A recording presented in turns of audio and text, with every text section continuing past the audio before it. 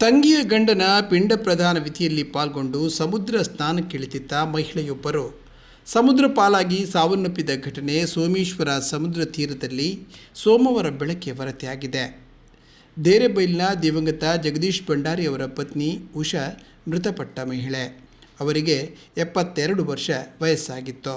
ಉಷಾ ಅವರ ತಂಗಿ ನಿಶಾ ಭಂಡಾರಿ ಅವರ ಗಂಡ ಕರುಣಾಕರ್ ಭಂಡಾರಿ ಇತ್ತೀಚೆಗೆ ನಿಧನರಾಗಿದ್ದು, ಪಿಂಡ ಪ್ರದಾನ ವಿಧಿಯಲ್ಲಿ ಪಾಲ್ಗೊಳ್ಳಲು ಸಂಬಂಧಿಕರ ಜೊತೆಗೆ ಸೋಮೇಶ್ವರಕ್ಕೆ ಆಗಮಿಸಿದ್ದರು. ಪುರೋಹಿತರು ಸಮುದ್ರ ತೀರದಲ್ಲಿ ಪಿಂಡ ಪ್ರದಾನ ನೆರವೇರಿಸಿದ ಬಳಿಕ ಉಷಾ ಅವರು ಸಮುದ್ರ ಸ್ನಾನ ಮಾಡಲು ತೆರಳಿದ್ದು, ಕಾಲು ಜಾರಿ ಸಂಬಂಧಿಗಳು ನೋಡುತ್ತಿದ್ದಂತೆಯೇ ಸಮುದ್ರ ಪಾಲಾಗಿದ್ದಾರೆ.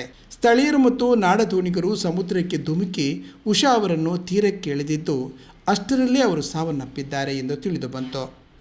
ಮೃತದೇಹವನ್ನು ಮರಣೋತ್ತರ ಪರೀಕ್ಷೆಗಾಗಿ ದೇರಳಕಟ್ಟೆಯ ಕೆಎಸ್ ಹೆಗಡೆ ಆಸ್ಪತ್ರೆಗೆ ರವಾನಿಸಲಾಗಿದೆ.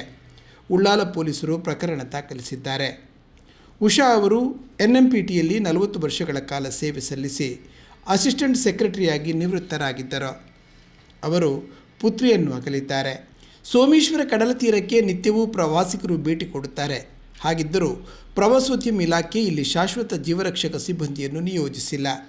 ಕರಾವಳಿ ಕಾವಲು ಪಡೆಯ ಅರೆಕಾಲಿಕ ಜೀವರಕ್ಷಕ ಸಿಬ್ಬಂದಿಗಳು ಸೋಮೇಶ್ವರದಲ್ಲಿ ಸಮುದ್ರ ಪಾಲಾಗುತ್ತಿದ್ದ ಅನೇಕರ ಪ್ರಾಣ ರಕ್ಷಿಸಿದ್ದಾರೆ. ಶಾಶ್ವತವಾಗಿ ಇಲ್ಲಿ ಜೀವರಕ್ಷಕ ಸಿಬ್ಬಂದಿಗಳನ್ನು ನೇಮಿಸಿದ್ದಲ್ಲಿ ಸಮುದ್ರ ತೀರದಲ್ಲಿ ನಡೆಯುವ ಪ್ರಾಣಹಾನಿಯನ್ನು ತಪ್ಪಿಸಬಹುದಾಗಿದೆ.